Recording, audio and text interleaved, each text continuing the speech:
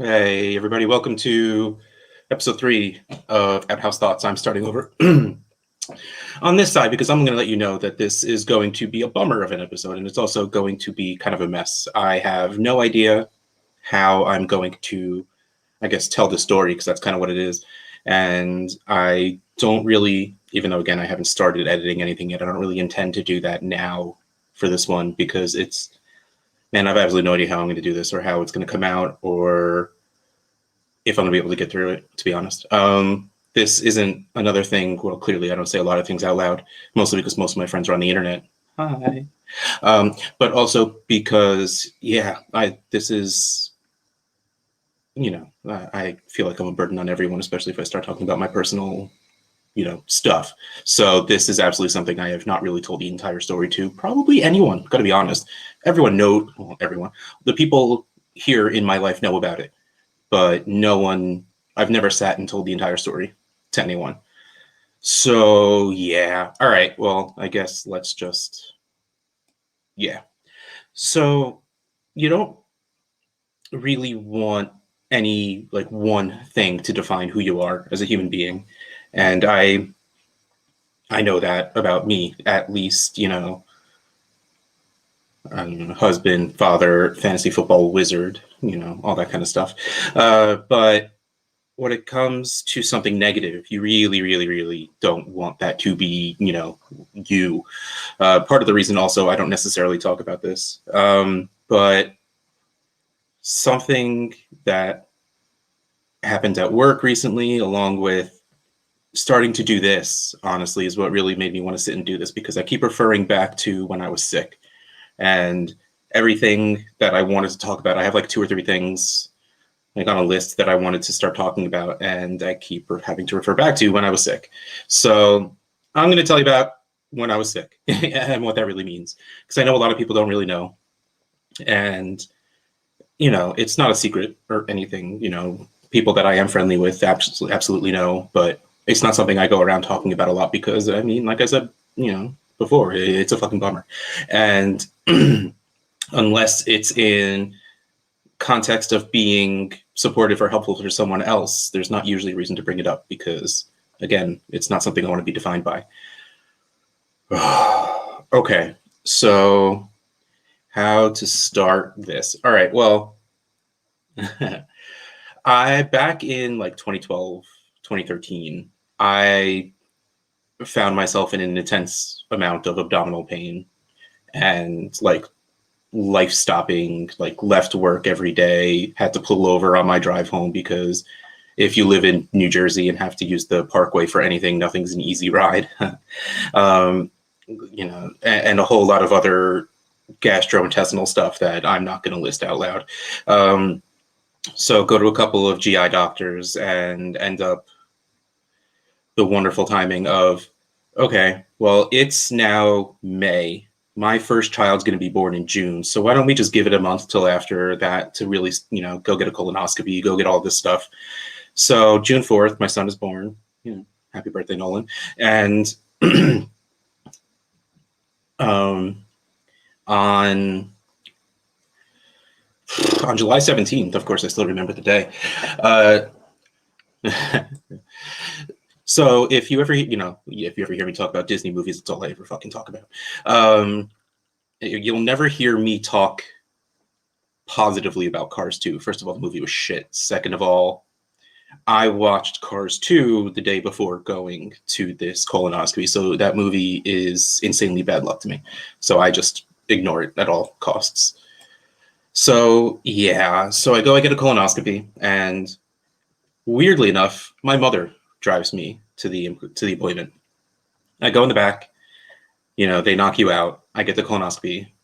I'm waking up in the chair, and they're like, "Okay, Russ, you're awake. Your wife's outside. Why don't we bring her back?" I'm like, "Wife? My mom brought me. That's weird."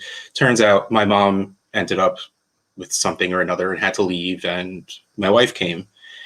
And honestly, there's one of the greatest things that's ever happened to me entire life. You'll see why.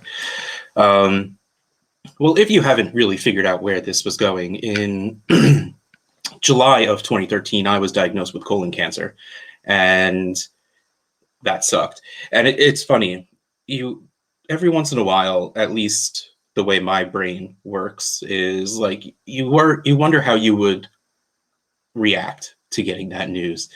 And in my mind, I'm the quiet, silent type or the sarcastic asshole kind of type. And I can tell you exactly how I replied to that. So I'm groggy as hell coming out of the wonderful knockout drugs that they give you. And this doctor is talking like a mile a minute to my wife. And he keeps saying the mask this, the mask that, this and that. And I literally I lean over to my wife and I'm like, is he saying what I think he's saying? And she literally just goes, shut up. I'm listening. And she says to the doctor, look, you keep using the word mass. That's making me think this is cancer. And he literally just goes, oh, this is. Your husband has cancer. And I literally just go, awesome. Literally the only word that came out of my mouth. Shook my head and went, awesome. Yeah. So that's that. So going back a second, why I said my wife showing up in the middle was the best thing that's ever happened in my entire life. How the fuck would I have told her? Like, really? How the hell would I have been like, hey, hon, you know the shit that's been going on? Yeah, about that. Like, I am so insanely thankful to whatever God I don't necessarily believe in, that my mother is a hypochondriac and like felt some pain somewhere that she had to leave, and that my wife was available to come sit there and wait for me. I literally, one of the best things to ever happen to me in my entire life was not to have to tell my wife that I had cancer, because I don't know how the fuck I would have done it. So yeah, so and the weirdest part about this is cancer was the easy thing that I ended up going through. I am insanely lucky in that my mother-in-law is very entrenched in the medical world. She was a nurse back from the 70s ish, and has like 7,000 letters after her name, RN, doctor of nursing, this, that, everything. She's published in a crap ton of books. She knows a crap ton of doctors. She also happens to be friendly with the best oncologist maybe in the country, but definitely on the Eastern Seaboard. So I got an in with him, which was fucking fantastic. Again, cancer was actually pretty easy to go through. I had stage 3A colon cancer, which stage 1 means there's a tumor. Stage 2 means it has, oh man, I can't remember anymore. I think stage 2 means there's bleeding, and I think stage 3 means it started to perforate through the wall of whatever organ it's on. And all I remember is 3A is better than 2B. I don't remember what the letters mean. I got to be honest, I shoved it out of my memory at this point. But everyone has told me I had the best case of the worst situation.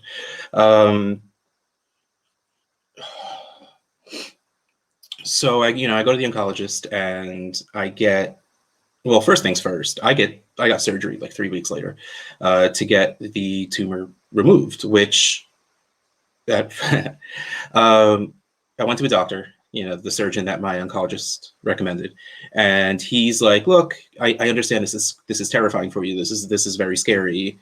And yeah, it was. And he's like, but this is a routine surgery. I've done this hundreds and hundreds of times. I can count on one hand the amount of times something has gone wrong. And that has been that statement was my starting to hate percentages and odds and stuff like that. And yeah, which not completely unrelated, completely very related. I have the Millennium Falcon tattooed on the back of my leg from Star Wars. And I have a quote going around it that says, never tell me the odds, which is something that Han Solo says while piloting the Millennium Falcon. And that is deep-seated in that. Every time someone finds out I had colon cancer at the age of 31, oh, but that's so young. Sorry? What the fuck am I supposed to say to that? I can count on one time the amount of times something went wrong with the surgery. Hey, I'm probably that first finger. I mean, like, everything that can go wrong will, and there's still even more, which defy statistics. Most stuff, actually, me being alive is a bit defying statistic. We'll get there because, again, I said cancer was the easy part. So I get the cancer removed, and technically at that moment, 3 weeks after finding out what I had, I'm cancer free. It did not spread at all. There was none of that, and I went through. Well, I guess let's not get too ahead of myself. So, man, what the hell even happened? All right, so a couple of weeks later, I am. Oh, this is actually kind of funny. Absolutely the wrong word. So I'm at home watching Monsters University, the sequel to Monsters Incorporated, and the next morning, I wake up with an intense fever and feel like crap. So ambulance, emergency room. Turns out I had a blood clot in my. Man, I'm not going to remember anymore just because I'm putting myself on the spot, but somewhere near my lung, and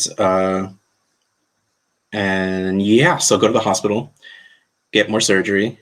They had to remove more of my colon, remove the blood clot, and this also started my distaste for sequels because that's 2 in a row, especially Pixar related, that watch a sequel, go to the hospital. Not the last one in this story, though. Yeah, that's the fun part. And so I end up with an ileostomy bag, which is a colostomy bag, but since I didn't have much of a colon, ileostomy means on the small intestine. I don't recommend Googling that, just to put it out there. It is, well, they put a hole in my stomach, put a piece of my small intestine shoved through a hole in my stomach, poke a hole in the small intestine, and then you put a bag over it, and boop, just comes out and fills the bag. That's yeah, fun stuff. The reason they did this was because clearly they had no idea what was going on with my colon, that I had this blood clot and all of that stuff. So they wanted me to go through chemo with the bag on. This bag is actually apparently very common when it comes to colon cancer, but they thought I made it out and everything was fine. Clearly nothing was fine. So I go through chemo, which sucks. I'm going to put it out there. I was on what was supposed to be one of the easiest chemos to go through, and I knocked on my entire ass. Like, it was fucking awful. Literally couldn't move out of a chair. Anything cold feels like needles. So, like, I couldn't drink anything cold. Of course, I'm going through this in the winter, but cold air hitting my face literally feels like getting stabbed with needles. And that sucked. And I just knocked myself out of here because I got a spam call on my phone. So as I try and fix this, yeah, enter studio. Okay, so man, where the hell was I? Yeah, chemo sucked. So after chemo, here you go. So after, why are you here?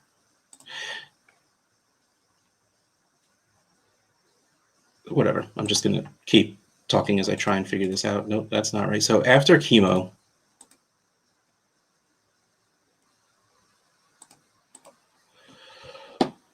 all right, well, there you go. So after chemo, it was time to get rid of the ileostomy bag. So I get that done, go to the hospital, surgery, cool. 2 days later, I go septic. Why not? Why should anything go right in this situation? It turns out I have a genetic mutation that makes me prone to blood clots when going through trauma. So that is something that less than 1% of the population of the world has. Once again, never tell me the odds because I'm gonna break them. So yeah, so I go to the hospital, lose even more of my large intestine, and lots of surgeries because they couldn't stop the sepsis, they couldn't stop the swelling. So literally my abdominal cavity was left open and I was put in They call it a sedation holiday. It is pretty much a medically induced coma where they wake you up every single night. I don't remember any of it, literally any of it. Unfortunately, my wife does. She was there every single night, having to explain to me why I was in the hospital. It is literally like the worst fucking thing in the world. Like, you ever hear me talk about this, I talk about how my wife had it so much worse than I did, because literally don't remember. I remember some things, none of it while awake. I remember a lot of the fucking terrible dreams I had, because everything they put you on gives you bad dreams, yet keeps you asleep for it. So that was a lot of fucking fun. And yeah, so I'm in a pretty much medically induced coma for 3 weeks. I wake up, and yeah, it was a very shitty year after that, let's just say, because it was impossible to keep myself hydrated. So I constantly ended up back in the hospital because of dehydration. And it was a whole lot of literal and metaphorical mess because of, oh yeah, I ended up with another ileostomy bag after that because of the amount of large intestine I lost. And because they didn't want to do more surgeries and then have to do more after that. So they're like, look, until your abdomen heals, you're going to have this bag. And once that's done, if you want to do another surgery, you can get rid of it. Yes, I got rid of it after all of this. But in between all of that, I'm on fuck tons of antibiotics, to the point where one of the antibiotics was so strong that I couldn't move my hands. Like, my hands were stuck in this position because if I moved them, my joints hurt like I was being stabbed. Also, I went to see, just because I brought up the sequel thing already, I went to see Captain America Winter Soldier, and then shortly thereafter ended up in the hospital because of dehydration. So that's 3 sequels in like a year that I ended up in the hospital the day of or day after. So that is why I'm a little scared of movie sequels. I guess all Disney, right? And of course I got logged out of my phone again because Marvel is now Disney, though it necessarily wasn't at that point. So that, I mean, that's the long and the short of it. It's kind of fucked up, and like I'm glad I'm getting this out there, because like every once in a while I'm in the middle of a conversation with a group of people and I'm just like, oh yeah, when I had cancer it was this, and they're like, what? And I'm like, oh, right, I forgot, not everyone knows, and I bring it up so casually and everyone gets so like, which I get, because that's a big thing to, you know, just sort of drop there. So yeah, so I had colon cancer. I survived it. I'm alive, against many odds. So when I end up referring to the fact that I was sick, or back when I was sick, or after I was sick, it's all really this. The thing, again, it doesn't really refer to me having cancer. Me having cancer was actually the easiest part of my struggle, because I had it because of an amazing mother-in-law. I got it out of me real goddamn fast. Literally owe my mother-in-law my life. And everything that followed after that was awful. So I know I'm going to be telling stories going forward that are going to be back to when I was sick. Oh, also, I know I wrote an article very long ago at this point, like maybe 4 years ago, when I first kind of started to join fantasy football Twitter. It's the only thing I've ever written. It has absolutely nothing to do with fantasy football. It's titled "Fantasy Football is My Religion." If I think about it or know how to do it, I'll put the link to it in the description of this. It pretty much talks about the aftermath of me being stuck in the house, and how I found fantasy football, and how I ended up in this community, and how much it means to me. Let me just say that. And I know I put it out in podcast form maybe last year, the year before that. Time means nothing anymore, so I don't even know. Chances are, doing this, I missed a whole lot of stuff, but at least now you have at least a bit of an idea of what I'm talking about when I say when I was sick.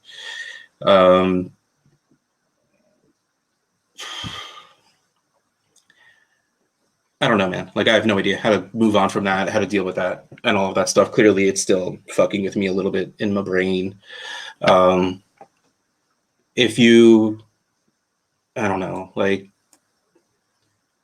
part of the article is kind of dealing with the grander side of things, why, and all of that stuff.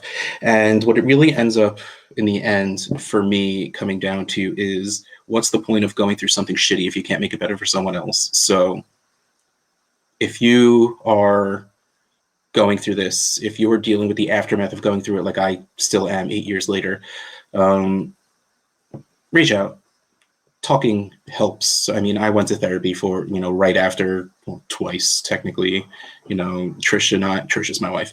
We went to couples therapy for a while because, again, like I said, she had it so much worse than I did because she saw everything from the outside, and me being stuck in a hospital bed and unconscious didn't really affect me too much, at least at the time.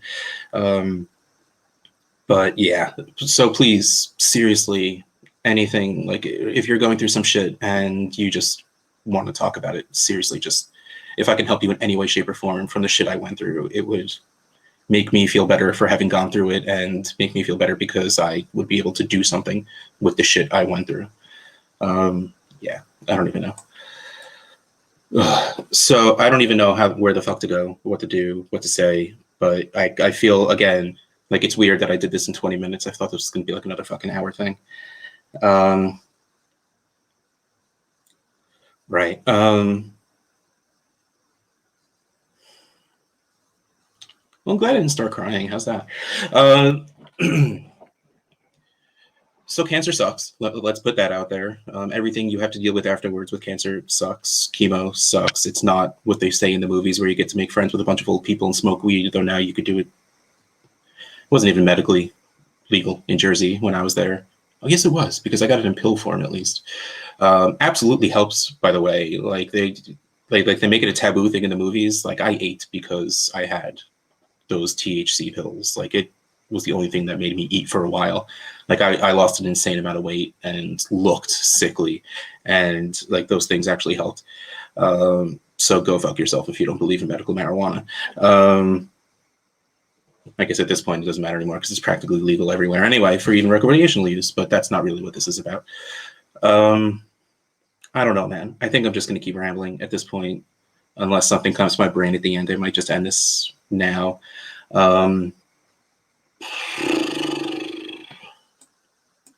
Yeah, so sorry I bummed you the fuck out. I kind of warned you. But in my head, it was important to get this out of the way because I didn't want to cheapen anything else I talk about by saying when I was sick and that taking, not knowing what that meant, taking away from whatever the hell I was talking about. Because even if you don't go through what I went through with the stuff that I talked about before, the tough stuff I'm going to talk about in the future, just take away the words when I was sick. And it's still, I think, insanely relatable. Not exactly the same thing because no two people go through the exact same thing. But yeah, I don't know, man. This stuff always kind of breaks. Well, I'm in my brain window, so I'll say me. I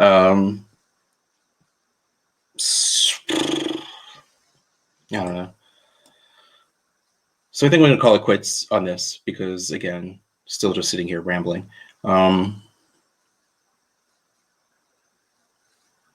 Yeah, I'm sure I'll talk about this more and I'll get into it more because I know there's a few things I want to talk about that have specifically to do with what I was going through at the time during this shit when that happened. So lesson of the story, if your stomach is hurting and you go to 2 doctors and they can't figure out what's going on, just say, give me a fucking colonoscopy. I know fantasy football cares about odds, but in the rest of the world, don't fucking listen to the odds because I defied all of them in this. I was young to get colon cancer. I was one of the one-handed people that surgeries has ever gone wrong for this guy, and it was not something he did. I trust this man that he did nothing wrong. It is absolutely just shit that was wrong with my body. I have a genetic mutation that makes me prone to blood clots that less than 1% of people have in the world. The amount of surgeries, the amount of sedation holiday I was on, the amount of swelling and sepsis that was in my abdomen, I should not have lived. So that is within a year and a half, 4 times that odds can just go fuck themselves. Yeah, so I don't know, man. Hug your loved ones. I mean, I'm alive, so it's not like that's really what this is about. But I don't know. Just if you're going through anything, talk about it because I don't know if this is I'm gonna walk away from this being completely bummed, and I'm sorry if you are too. But my hope is once I'm done being completely fucking bummed about it, I'll at least I mean, I'm not going to feel better, but maybe I'll feel like a little more at peace about it, because I mean, the sadness and negative effects it has had really kind of don't go away. I'm trying to think of specific examples, but they're so weirdly specific that I don't think they'll be very relatable. But like, still certain, like, I can't drink Gatorade anymore because the amount of Gatorade I had to drink to try and get my electrolytes back up. Um, Nestle has a brand of bottled water that the sight of it makes me want to vomit, because that's what they had in the hospital. Um, I couldn't drink tea or eat soup for a while because of, all I was able to drink for about 6 months was boiling water, which is fucking awful, by the way. Um, yeah, but again, there's no real point in me saying this shit out loud.